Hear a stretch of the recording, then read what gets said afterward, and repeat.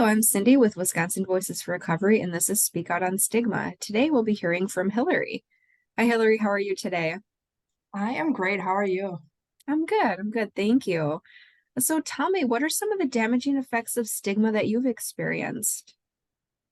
Um, well, just in my personal story, a lot of things to do with like the healthcare system and looking for treatment facilities or kind of when you're in that crisis moment, um, going to the emergency room and kind of feeling that stigma of you're just another person with a substance use disorder. Um, we're just going to put you in a room and kind of forget about you for a few hours. And then, kind of, the typical thing, what I hear a lot of is you're not bad enough. So, uh, pretty much send you on your way. And for me, uh, that got to the point where I went into the emergency department and um, I wasn't just in the middle of a binge. I was in a psychosis where it just got overlooked because I think they just had that, you know, um, just that idea that just using alcohol, just drunk, just, all those things that come with it. But them kind of like overlooking that almost cost me my life. Um, and then that too, like you hear a lot about in the recovery community how withdrawal doesn't get taken very serious in the emergency department, and everybody's bodies are very different, and everybody goes through withdrawal very differently. Um, for me, I was in a 4-week binge, and that was long enough to get my body um, completely dependent on alcohol. And again, the emergency room was come back when you get worse. And um, I did that, but to the point where I had to have a seizure on their floor in their waiting room until they actually took me serious and medically detoxed me. Mm. So I see and hear a lot of that now in the recovery community that you're not bad enough, you're not in withdrawal, um, just those things that can be deadly.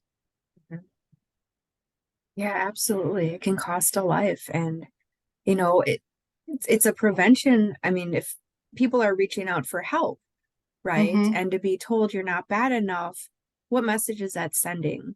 I think it goes too with um, yeah, people not wanting to go get help then because they kind of know what, if they've been there before, they know what they're going to get. Mhm.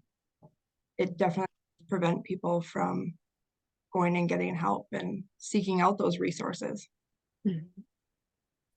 Yeah, that's definitely a problem. That just like the negative impact of stigma on a person's life, on a person getting that support and being receptive to going back for that support. Hmm. Yeah. And if you could tell me, what do you think makes people use stigmatizing language? I think that goes along the lines of just lack of education. Um, Not necessarily ignorance, but a little bit along those lines of a lot of people think, your typical substance use disorder is somebody under the bridge, you know, doing drugs or drinking alcohol. That's kind of like that image that we've always given people or, has been out there. And I think with the lack of education and just fear of like the unknown about it, anybody with a substance use disorder, I mean, it can be anybody from, your parents, your siblings, your partner, um, the person next door to you, uh, your boss at work, the person next to you in the gym. You don't know. And what we don't know, we do tend to fear that. So I think it's a lot of education about substance use disorder, about the disease itself, um, actually showing people that it is a disease and it's not just a choice that people are making. Um, I think that goes a long way. And, the more we do as communities to put the word out there, put the message out there, show that we have resources in place, that's all great steps that we're taking to hopefully destigmatize, substance use disorder. The use of stigmatizing language itself just reinforces stigma. And so starting at that point where changing your language, that can really impact kind of how stigma moves forward or stigma gets reduced by changing that language. Absolutely. I mean, everybody goes to the doctor and tends to lie about how much they use alcohol. So it just is another form of stigma. Everybody's scared to do that for their own doctor to judge them.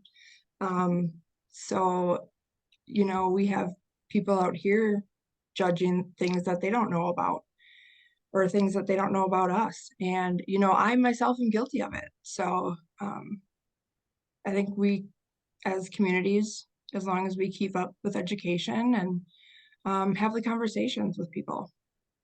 Absolutely. Absolutely. Is there anything else you'd like to add?